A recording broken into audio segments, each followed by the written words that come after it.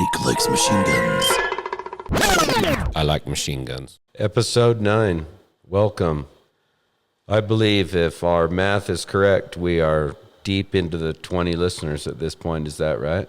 Yeah, I think you're right. That was a great goal. Which led us to getting our sponsors back. We rekindled with Arrowhead, and I told him I didn't mean what, I don't know if it was you or myself that said it was just nothing more than filtered tap water. But at the time, we were angry with them. But now we're back on the Arrowhead. Finally, some quality water. Committed to California for over 120 years. That's what they say. Yeah. Arrowhead. It's 100% mountain spring water. And I believe it's sourced in Washington State. Oh, interesting. Mm-hmm. Okay. Well, thanks, Arrowhead, for your rekindling that relationship and your future commitment to us. We'll see how that lasts. Today we have Rod Backus. Probably, I would say, 5 of the, for sure, 12 listeners would know who Rod is. Rod used to run our customer service at Dead Air for several years. Well, I'm honored to be here and back here again, and obviously love Dead Air and all the products you guys make, and happy to be here. Yes. Then he became a highfalutin Park City Gun Club owner and left us. I don't know about all that. I will never leave, and I will always be there in my heart. Your name comes up a lot. Yes, it does. I don't know if I like the sound of that. No, it's all positive. Okay, all right. Very positive. Even today before I left the office, Tassin said, hey, have Rodney share the story about chicken and a biscuit or something like that. I don't know what that story is or if you want to share it. But look, Tassin, we're not here to, get too deep into Rod's secret personal life. I didn't know we'd be going there like right off the bat, but it's more of a cheese whiz story than a chicken and a biscuit type of a story. But chicken and a biscuit did play a part in it. So obviously at this point I have to share. Yes. One night, many, many years ago, coming home from the bar, a few too many, stopped and bought some chicken and a biscuit and a can of cheese whiz, What kind of, was it? I love that. Is it like a taco flavor? No, I did the sharp cheddar. Oh, the classic. You know me, I'm a cheese guy. I know. Like we talk about like sushi and things, like how if it tastes like fish, it's wrong. I don't think those people really like fish. I think they're just trying to hide the flavor of it all. Agree. Like me, the sharper the cheese, the more aged, the more it tastes like cheese, the more better. in I am. Like I'm all over that. Fair. Rod is a connoisseur of the delicious nectar that we call cheese. So I got home, turned on the TV and was laying in bed eating some chicken and a biscuits with my can of cheese whiz, and I fell asleep. Well, fair. I woke up, and I guess during the night I rolled over and snapped the head off the cheese whiz. And I woke up covered head to toe in cheese. You would not believe how much cheese is in one of those cans. Like, it blew my mind. I don't think it's physically impossible to hold that much cheese in one of those little cans. I imagine that it expands like expanding foam when it comes out, right? Oh my gosh, it was insane. Not to mention, at this point in my life, like I said, this was many years ago, I was still living at home, and explaining to my mom why there was 20 pounds of cheese all over the sheets was a little bit odd. But so I'm guessing there was some waffle stomping, as it were, in the shower that morning. No, I didn't get that far. I was just like, well, I'm just going to let it play out and see what happens. That's the type of guy I am. I'm a go with the flow type of a guy. Don't tell me you put your clothes on over the cheese. Oh, no, I apologize. Yes, I did shower myself, but the bed stayed as it laid. Oh. I probably would have put those sheets in the washer myself. I was just like, Mom, I need a little laundry done. Fair enough. And problem solved. Yeah, no, it was beautiful. I went about my day.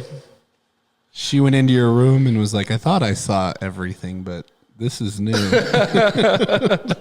This was at a time before there was, really social media or anything going on. And I'm just thanking God for that, because there would have been videos, I'm sure.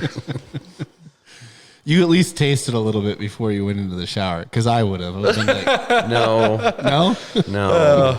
you wouldn't. I wasn't that brave. Like, I was more in shock. I felt a little violated. Like, I was just like, what's going on here? I'm not quite sure. But, I just got showered, went about my day, and just kind of pretended it never happened. Thank you, Tassin, for making me share that to the 20 listeners out there. Listen, that's a great icebreaker. I'd like to say this. That's the world's greatest Cheese Whiz story. Sorry. I mean, try to top that with Cheese Whiz. I don't think you can do it. I'm sending this episode to Cheese Whiz to see if we can get sponsored. Oh, my God.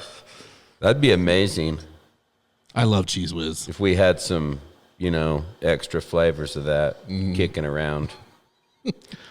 That kind of ruined it on the Cheese Whiz for me. Really? No, not really. Oh, yeah. No. Don't tell me that. It's been a week or so. So, history.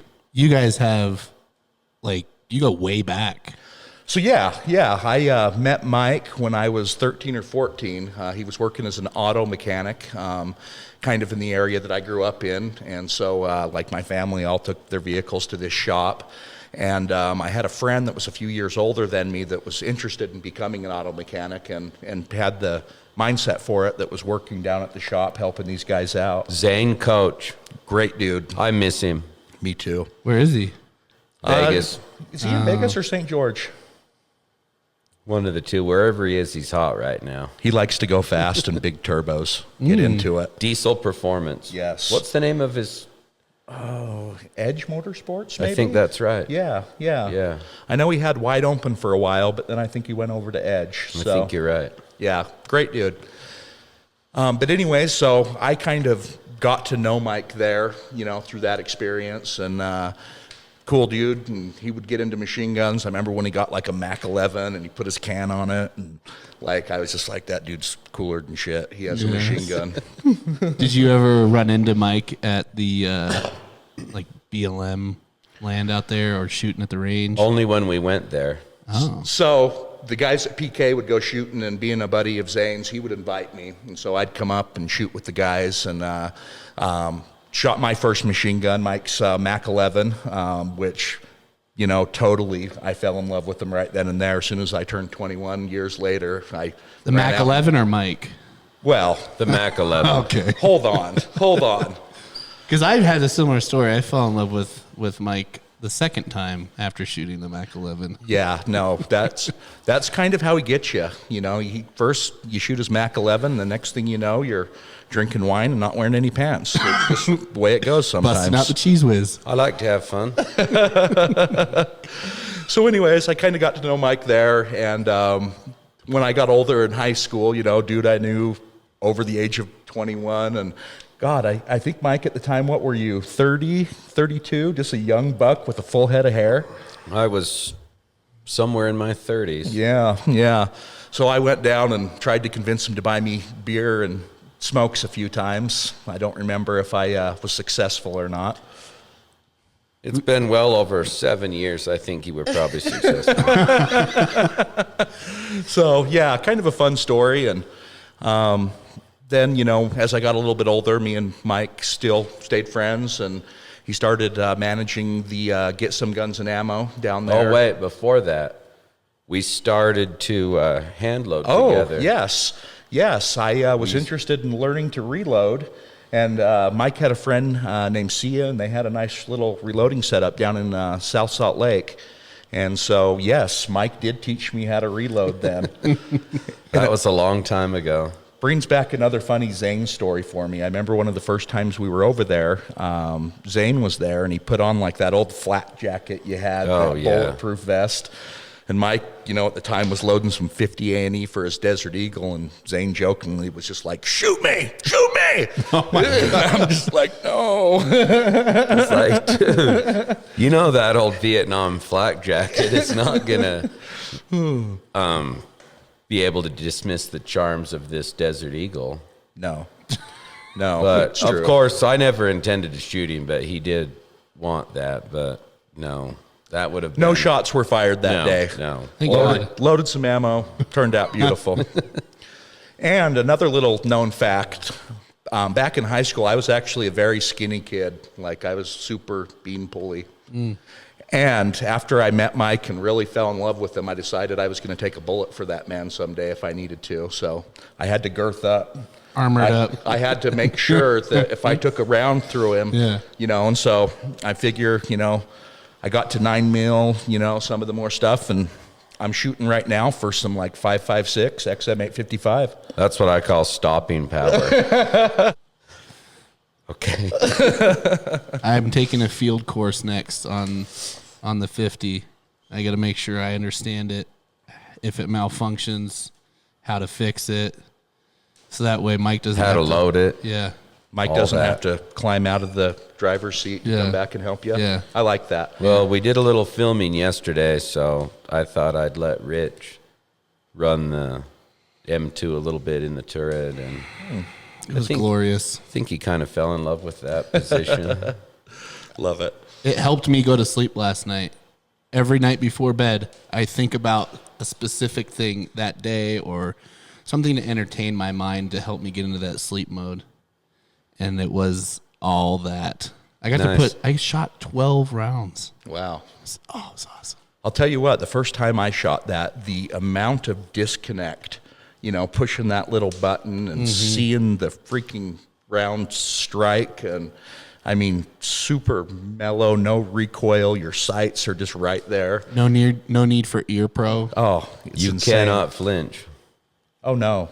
It's amazing how quiet it is in there. You Right, can just sit right. there and shoot it all you want, and it's not uncomfortable in the slightest. Yeah. Feminists talk about empowerment like this is empowerment. I felt very mighty. Like at that point in time yesterday, I felt like I could take on anybody. It was glorious. That was a good feeling. Well, as one of Mike's neighbors, Yeah. I only live just a couple hundred yards over here. You definitely, like, don't let your dog shit on his lawn. No. Like, not going to happen.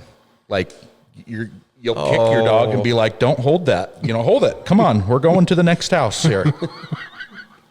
I don't know about that. I Close just the shovel garage it out door. into the field when rogue canines run over into my house and do their business. Well, Over the just so you fence. know, it's not one of mine. Appreciate it. So then, I should say, later on, Get Some was just a tiny little teeny store, and we were moving to a location with an indoor range.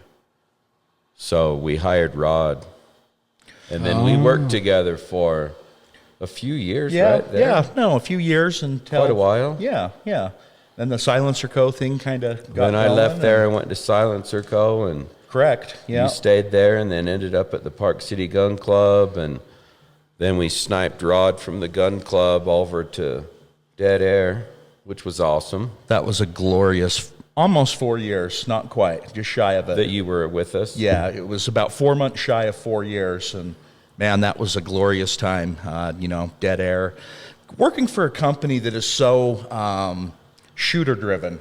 It was one of my favorite parts about working for Dead Air when they were talking, when you guys, you know, and myself were talking about new products and whatnot.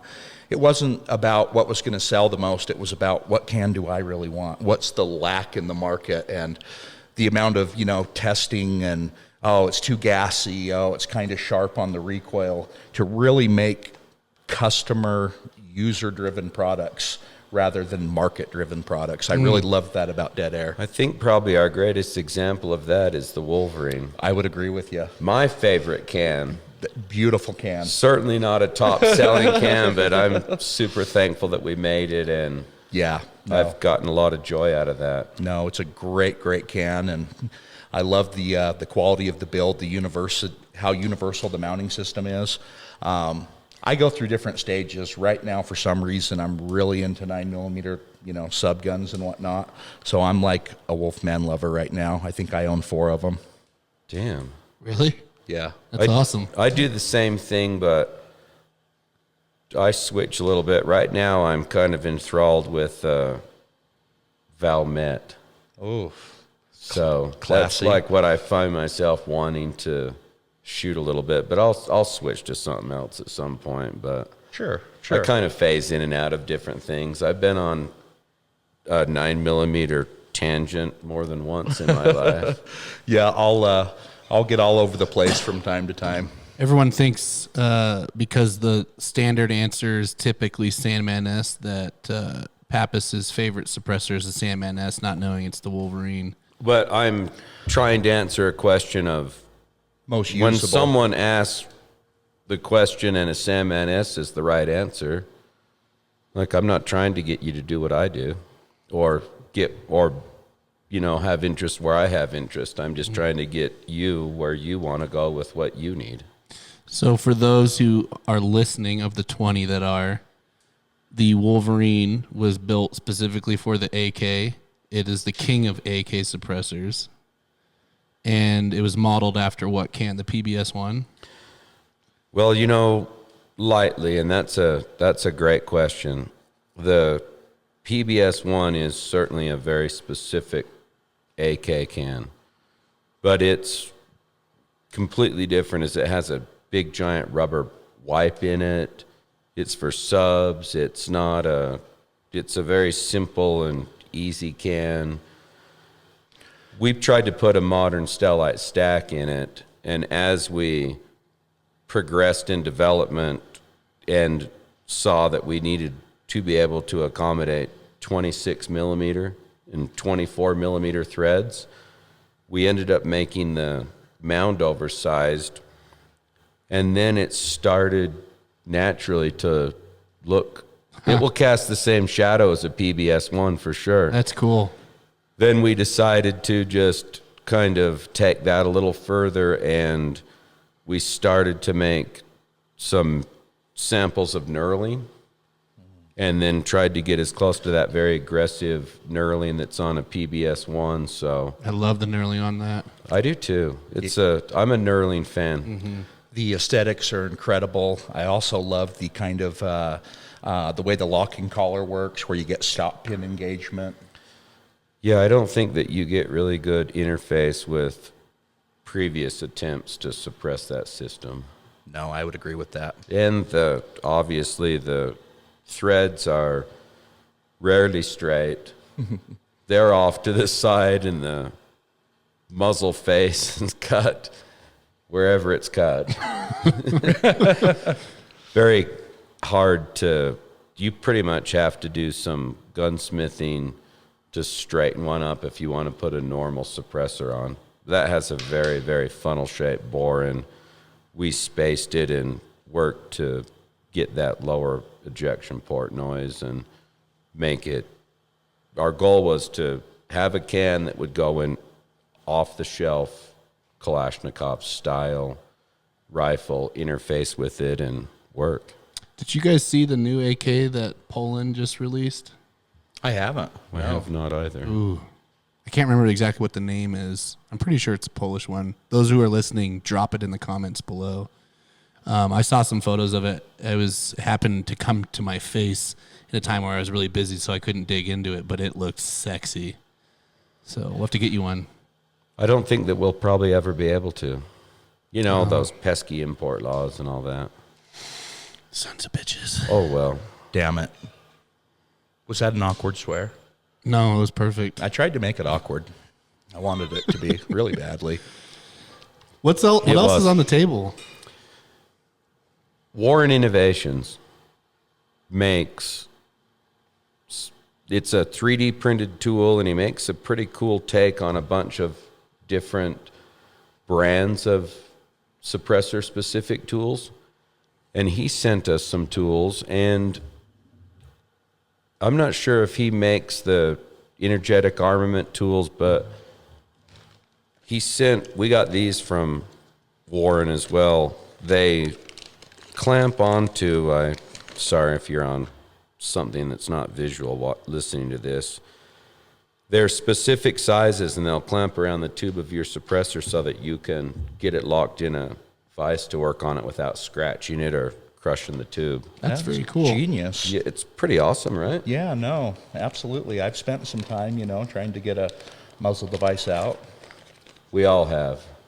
So I think what we'll do is we'll do some giveaways with all the Warren tools.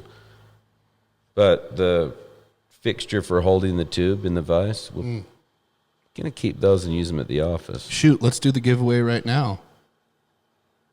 If you're listening to this podcast, comment below if you're interested in one of these tools to be entered to win. Tell us what kind of suppressors you have. We'll DM or whatever. Yeah. PM, EM, what do you kids call it? Whatever, that works. Okay. And then we'll try to get you a tool that you can actually use with what you've got. If you're on iTunes, leave us a review to be entered to win. A good review, 5 out of 5. Fair enough. There you go.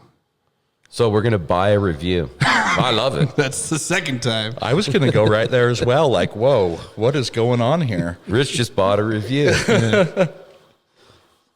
That's as good a way of getting a review as I can think that we could probably do. T-shirts are coming. We're going to buy more reviews that way too. All right. So we give you a T-shirt and you leave a good review. First, like maybe 25 people will get an I Like Machine Guns T-shirt. Nice. Will it be, please tell me it's 100% cotton? I think actually I asked Holly to make it in both. Oh, So for those who want that soft feel like our other tees, and then for those who want the heavy duty, yeah. if I had it my way, we'd make the T-shirt out of a bath towel. I could get into that. I'm sure we can arrange that. Well, I was just kidding. I don't want you to arrange it. Speaking of bath towels, we're in the works right now. I just finalized the proof, but we have Dead Air, black on black schmogs coming. I'm not Classic. in touch with like anything. What's a schmog? It's you see them often in the Middle East. A lot of tactical guys wear it. Gotcha. It's the scarf that I know goes what you're around. talking Yeah. about now. I'm okay.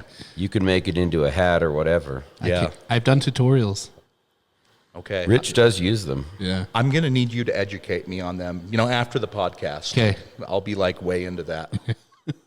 I don't know how to fold it, so I don't really do much with them. For a long time, we were calling them. So there's the Russian face mask, which is the balaclava, and I was confusing him, and I was like, "What's it called?" It's called like a baklava, which is a dessert, like a Turkish dessert, Gotcha. I think it's Greek, or is it Greek? but I'm not sure. I'm not very Greek. Mike's a foodie. I didn't know if you guys knew that or not. Like he is way, way They know. into good food. Rod should know. Rod's about as Greek as I am. I am. Yes. What percentage are you? I think I'm about 25. Oh. Well, that beats me. I think I'm about an 8. Gotcha. What else are you? I'm not sure. You're just a I'm mutt. just a sad mix of whatever they had handy, to throw together. What is it that you say? Mind melded saints. Yeah, that's what made this. Mind melded saints pushing handcarts across the U.S. for Jesus and a better life.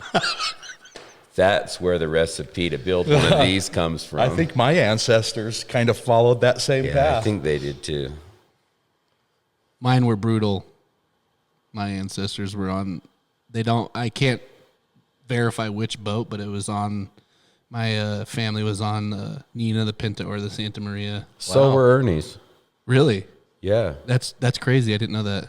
His family's owned land in Connecticut for like 2,000 years or something. They came over pretty early. Yeah, that's right. I did know that.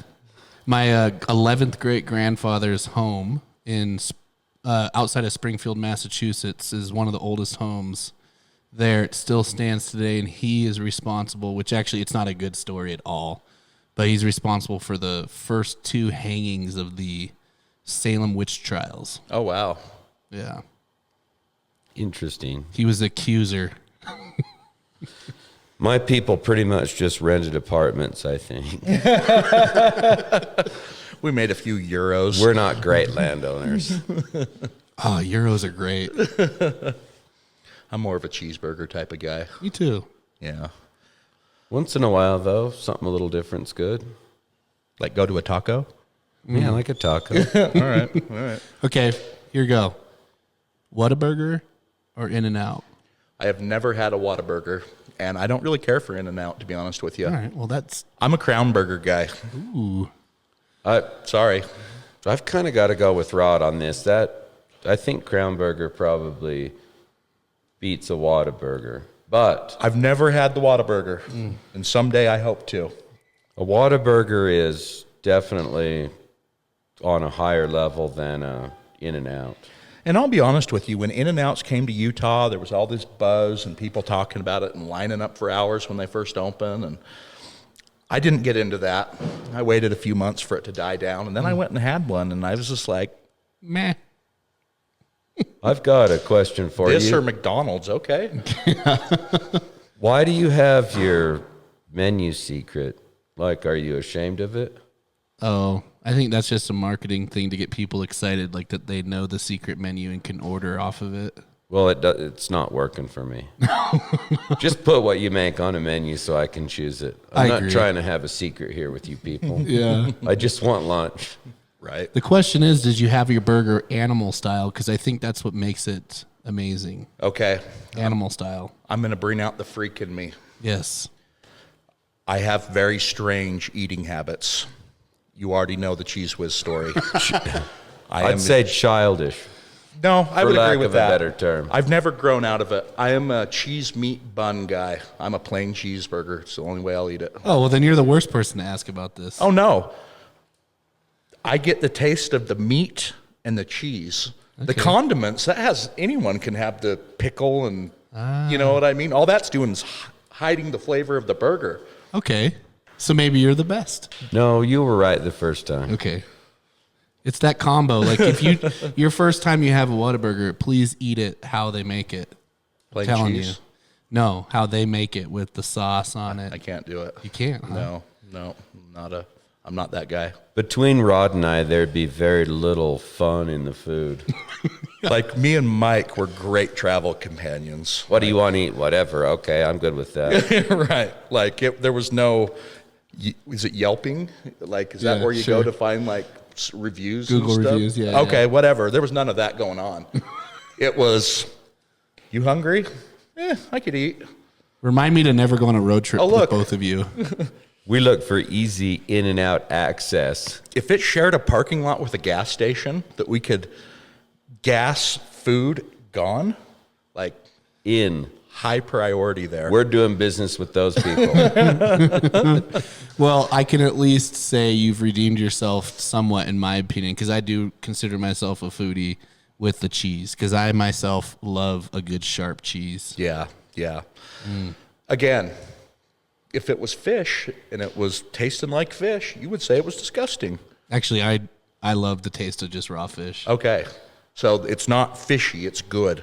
Yeah. Okay, I'm into that then. With the exception of tilapia, which we should probably end this portion of the podcast because people are like, I want to hear about guns, guys. Right, okay, all right. But yeah. Okay, let's move on then. Do you have any questions for Pappas since you've been gone? So me and Mike still stay in touch quite a bit. We still hang out on a regular basis and talk quite often, and you know what I mean? So See, Rod moved to Camas in town, big city over city. here. I don't know if you know about it. two but lights. There is 2 stoplights, Yeah. yeah. Yeah, it's that big.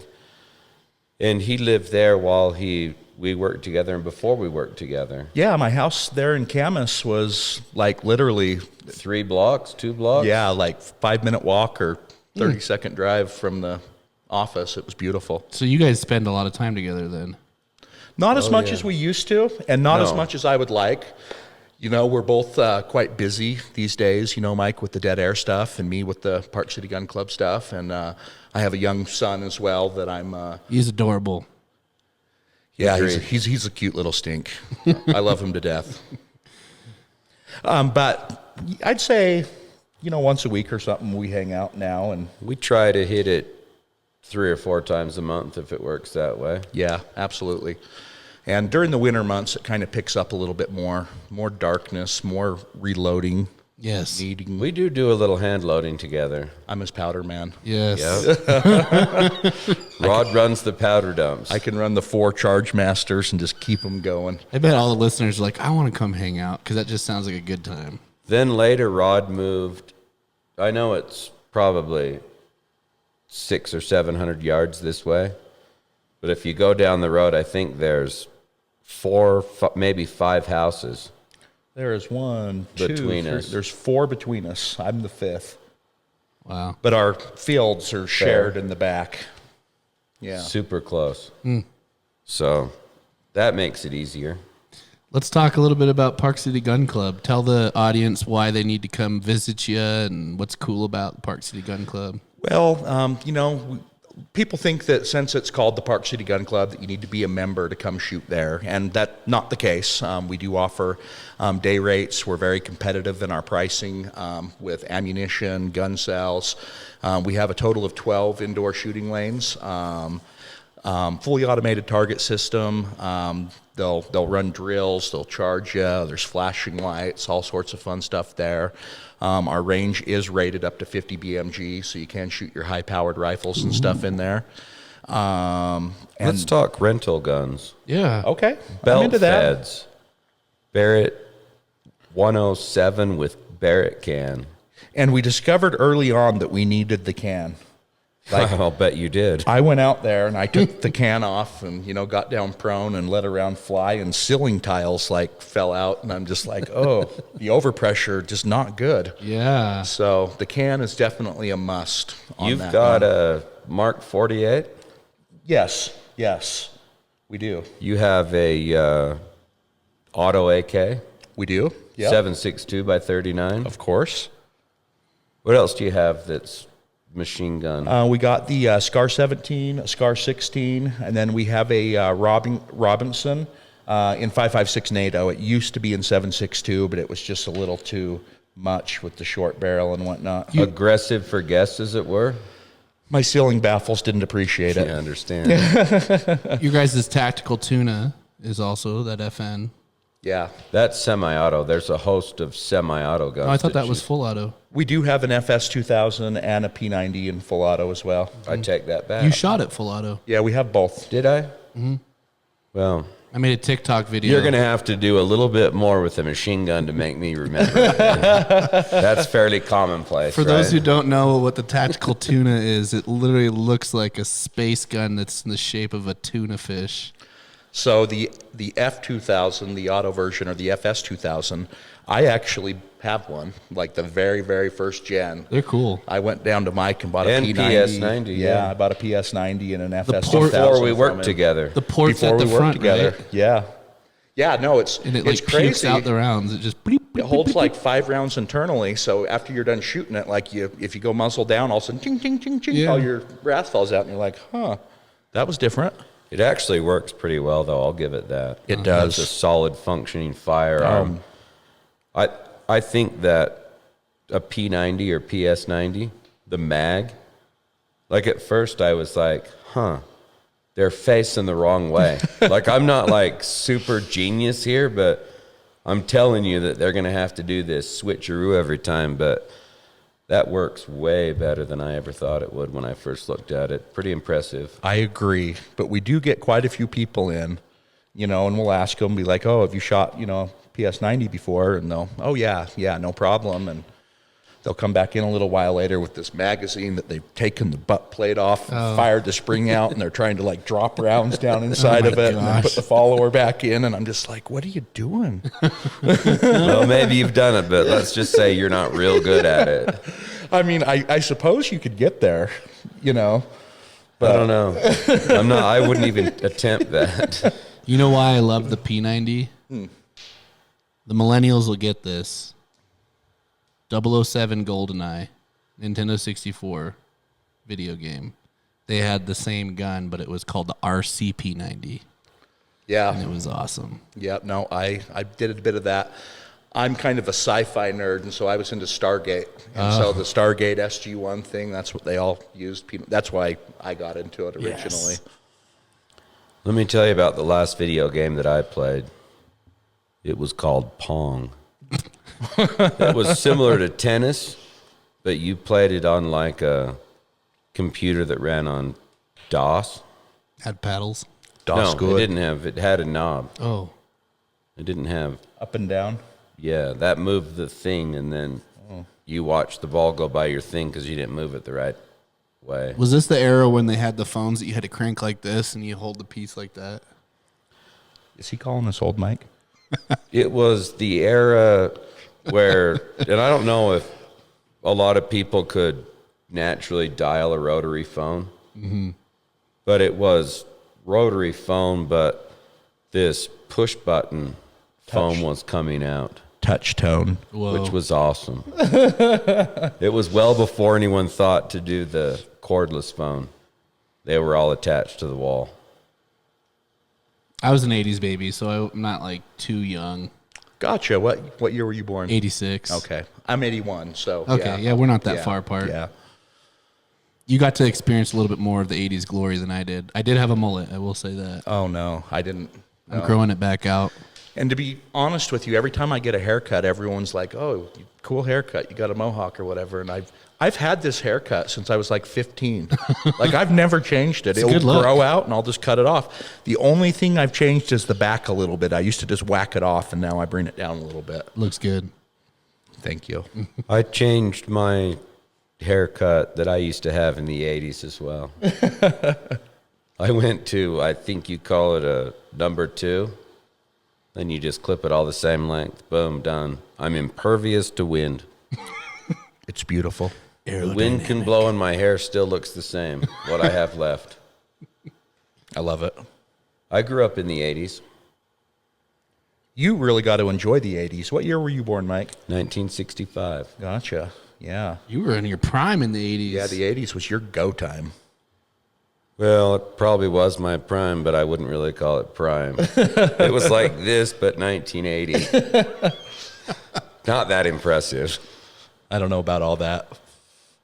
What were you driving in the 80s? The first vehicle I ever had was a 1970 Chevy short bed truck. And you carried that on through the 80s? No. Then I got a 1969 GTO Judge, That's what I'm talking about. 396 rectangle port heads. Red? It actually was red. Yeah, that's right. M21 vertical gate. Throw your 8-track take. It had 3 pedals. Although I only had 2 feet, I could still run it pretty good. I loved that car. AC/DC, just Mike's hair flowing in the wind. I bet he had some 6x9s. I actually did. I think I had some mind blowers, Right? 6x9s. They were like poly, beautiful. Had an AK in the trunk. No, No, not yet. I probably at that point in my life, it was more of a Mini 14. I hadn't quite developed into the gun person that I am now. I'm a I big just fan didn't of the know. Mini 14. Every time I hear Mini 14, my mind immediately jumps to the old show colors Ah, colors, factory folding, or stainless. the A-Team. Yes. Of course, the A-Team. Like, it just goes there. I don't know why. I always think of the Rodney King riots because didn't the Korean community use those? They used a little bit of everything. Yeah. I thought they became kind of a little bit more famous during that time. My mind goes back to when I was in my late teens and early 20s. Okay. I had some good times with a Mini 14. People like to argue about that. The Mini 14. There's no arguing. It's not Look, an AR. If you don't want one, don't get it. If Yeah. you want one, be happy, get it. Who cares? Yeah. Some passionate. I agree with that. Yeah. Do your own thing. Get into it. I have one. I don't shoot it much, but Like, I like them. people would make fun of me if they knew what my bedside rifle was. Ooh, what is it? I have an SKS bayonet deployed 10 round. I don't think anyone could make fun of you for that. That is savage. Classy. They'd be like, "Oh, 10 rounds. What are you going to do with that? You want to see this guy charging down a hallway with I 10 don't. rounds of 539 bayonet deployed and butt naked?" My gosh, that is terrifying, right? Even adding underwear doesn't make that seem more pleasant. No, it would be terrifying, and that's what I'm saying. Yeah. Wow. Okay, so we want to be invited to Rod's house.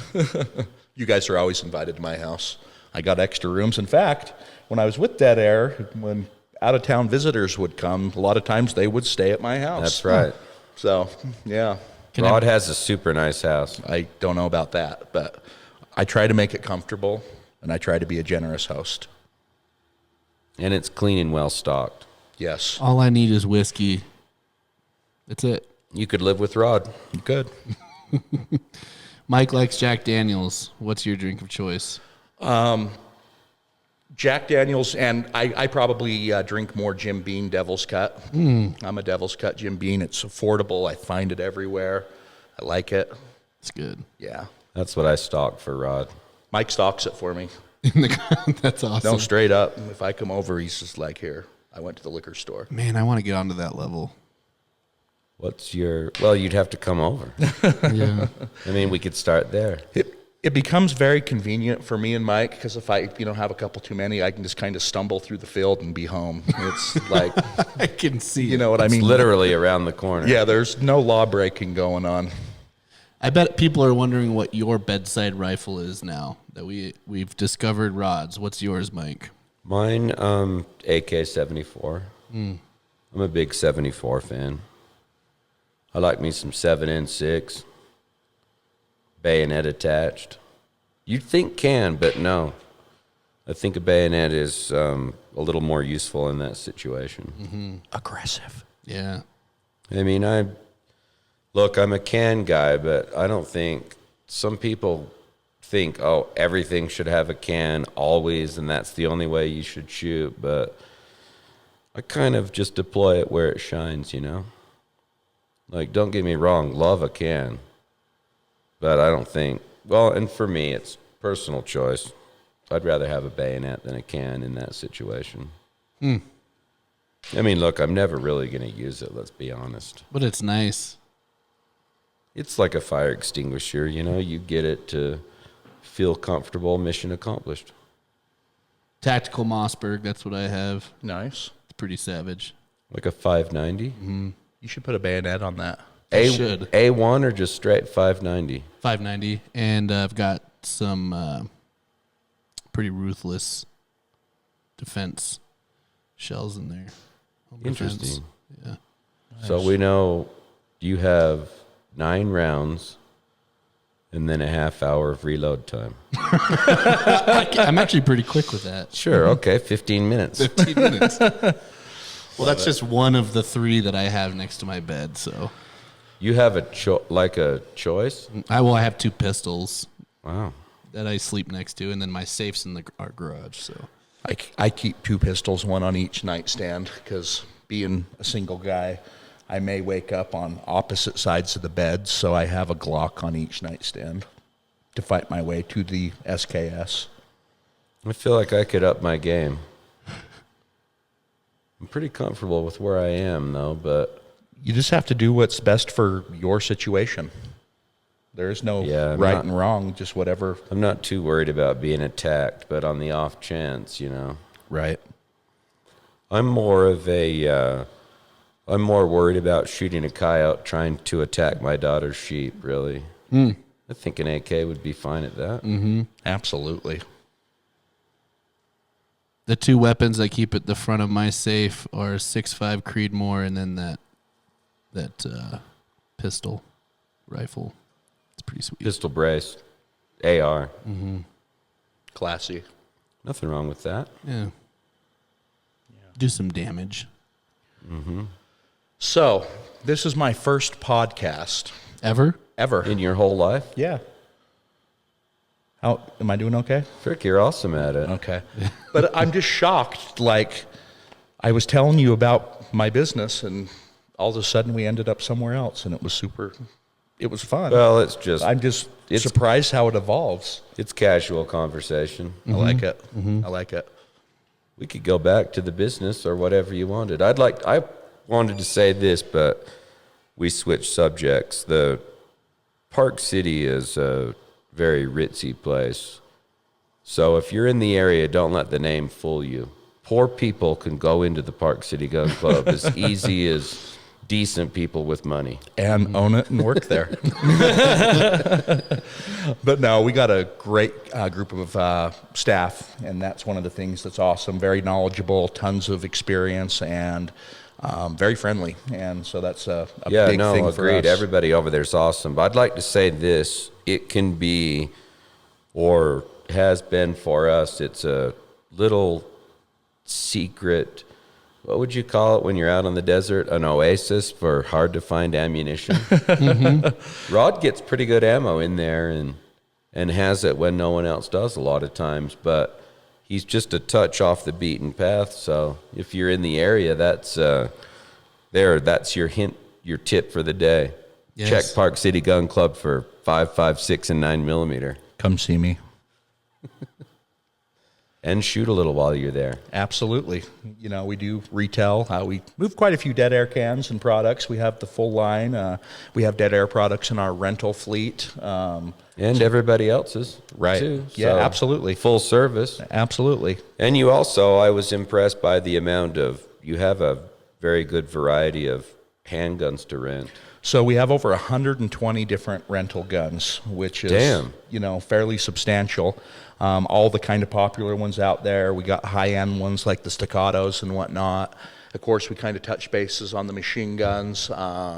We also have quite a few, bolt action, semi-automatic. We even have a Gatling gun, a hand-crank Gatling gun. You guys came over and shot it. Mike is actually very TikTok famous because of that. We actually got, and I'm not boasting, but we got like 300 views on that. No, we got like 4 million.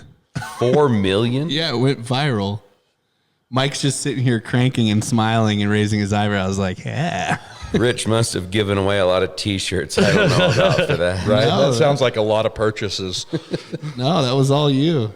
That Gatling gun made, that actually, we had one video before that was around 1.2 million. And it was the one where Todd got the suppressor really hot and then burnt in the wood. Right. So that did really well. That was our first video. But what really put us on the map was when we put that video up, people were like, this page is awesome. But that's been surpassed by a couple of other videos now, right? Didn't your 22 long rifle Ruger 2245 video outdo it? Yeah, I think we're close to 5 million views on that one. And that one was just silly because I guess I was trying to make fun of the California senator in the video, the one that said this is a ghost gun. He like references clipazines and 1,000 rounds per second type, just idiot. So I was trying to be funny and I was like, this is a ghost gun. Shot it. It was like a 15-second video. Well, I guess that same setup is in a video game that's viral. Like everyone's playing it called Valorant. And it's actually called the ghost gun. Gotcha. So I got lucky on it, and then all these nerdy gamers came out like, they made it into a real gun. This gun's been around. It's funny how that can work out sometimes. Mm-hmm. It's so real, it's like a worn-out demo gun that we've had forever. Speaking of guns, this almost identical setup with the Wolverine is in the Call of Duty Cold War. Maybe it's that gun. I don't know. Could be. That's I think it's a PM90 Romanian parts kit. M13 riveted that together and finished it and everything. And it has a 1-in-8 twist fax and barrel on it. PBS 1 sight. It's a fantastic subsonic and super 7.62x39 launching platform, as it were. I have one of those barrels. I'm going to build something similar. I just haven't had the time. One of my favorite AKs right there. Yeah. Had a lot of fun with that. Okay, exciting news for 2021 at Park City Gun Club or just Rod's life. So, we're trying to strive to, be better, to improve business, love our clientele and our members and whatnot and everyone that comes in. One thing that we've been really lacking is an online presence in both the social media world. So, few 20 people want to go over to the Park City Gun Club Instagram and Facebook and follow us, check us out, we'd really appreciate that. And then Do also, and then also we're redoing our web store currently. We've kind of went the generic route in the past where it's just a link to one of our distributors as far as the inventory, and it kind of drop ships. We're gonna in the next, very short while pull that down and actually have our store inventory on there.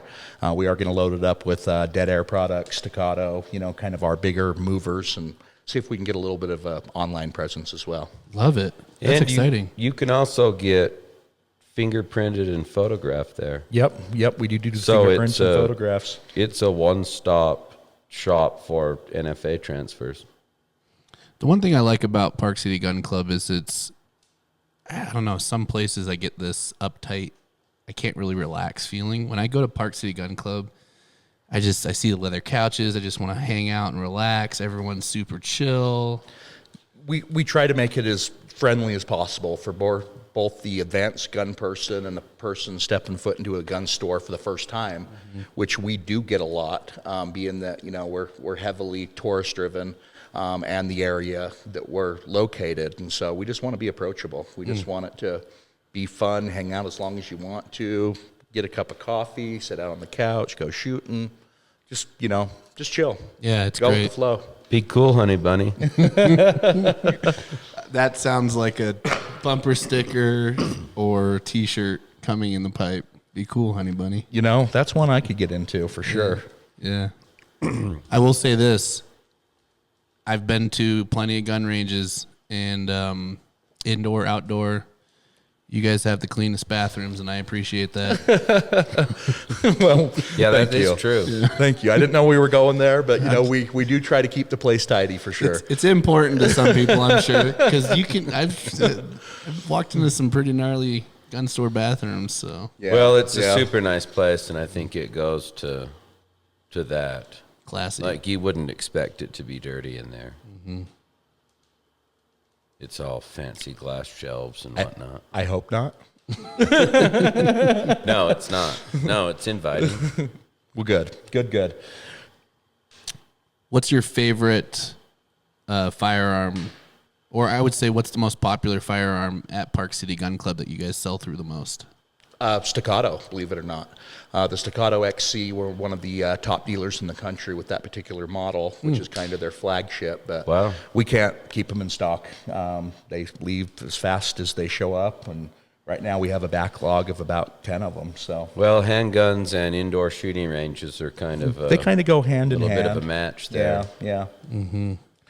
And I think one of the reasons why that one does so well for us is we love it. We have it in the rental fleet. I personally own one. In fact, 2 of my guys own them as well.